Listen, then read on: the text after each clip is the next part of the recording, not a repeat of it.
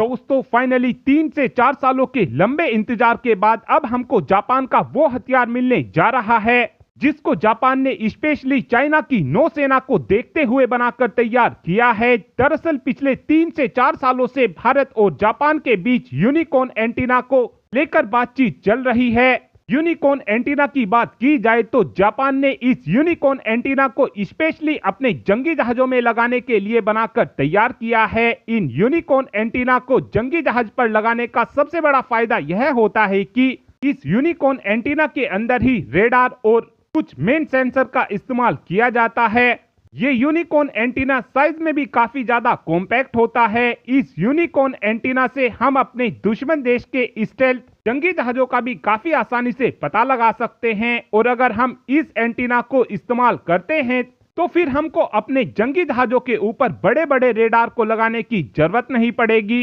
इस unicorn antenna के हमारे जंगी जहाजों पर लगने के बाद हमारे जंगी जहाज काफी हद तक स्टेल्थ बन जाएंगे। इस यूनिकॉर्न एंटीना को लेकर भारत और जापान के बीच पिछले 3 से 4 सालों से नेगोशिएशन चल रहा था, लेकिन फाइनली अब जापान ने इस यूनिकॉर्न एंटीना को भारत के साथ को डेवलप करने के प्रपोजल को एक्सेप्ट कर लिया है और अब इस यूनिकॉर्न एंटीना को लेकर भारत के एम्बेसडर जो इस समय जापान में हैं, उन्होंने जापान के साथ एक MOU को भी साइन कर लिया है जिसके तहत अब जापान और भारत मिलकर इस एंटीना का निर्माण करेंगे और इस यूनिकॉर्न एंटीना के हमारे जंगी जहाजों पर लग जाने के बाद हमारे जंगी जहाज काफी हद तक स्टेल्थ बन जाएंगे। साथ में एक अपडेट ब्रह्मोस एरोस्पेस को लेकर भी आया है। आप सभी ये बात जानते ही हैं कि रशिया और भारत ने मिलकर ब्रह्मोस मिसाइल को बनाया है। जिस समय भारत और रशिया ने ब्रह्मोस मिसाइल को बनाया था उस समय ब्रह्मोस मिसाइल के अंदर ज्यादा से ज्यादा रशियन कंपोनेंट का इस्तेमाल किया जाता था, जिस कारण हमको रशिया के ऊपर तो निर्भर रहना ही पड़ता था। साथ में हमको ब्रह्मोस मिसाइल की कीमत भी काफी ज्यादा महंगी पड़ती थी। इसी बात को देखते हुए फिर भारत ने ब्रह्मोस मिसाइल के ज्यादा से ज्यादा कंपोनेंट को स्वदेशी टेक्नोलॉजी के दम पर बनाना शुरू कर दिया था और इस समय देखा जाए तो ब्रह्मोस मिसाइल के फ्यूल से लेकर ब्रह्मोस मिसाइल के प्रोपल्शन सिस्टम तक भारत खुद ही बनाकर तैयार कर रहा है।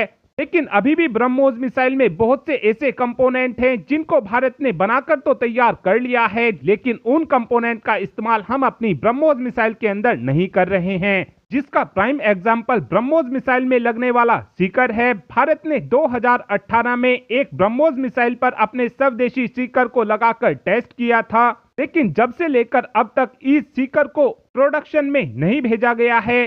किसी भी मिसाइल में सीकर मिसाइल की आंख का काम करते हैं और अब बताया यह जा रहा है कि जो हमने स्वदेशी टेक्नोलॉजी के दम पर ब्रह्मोस मिसाइल के लिए सीकर बनाकर तैयार किया था, अब इस सीकर के कुछ और परीक्षण किए जाएंगे और परीक्षणों के पूरा हो जाने के बाद इस सीकर को मास प्रोडक्शन के लिए भेज दिया जाएगा, जिसके बाद जो हमारी ब्रह्मोस मिसाइल होंगी उनके अंदर हमारे स्वदेशी सीकर का ही इस्तेमाल किया जाएगा।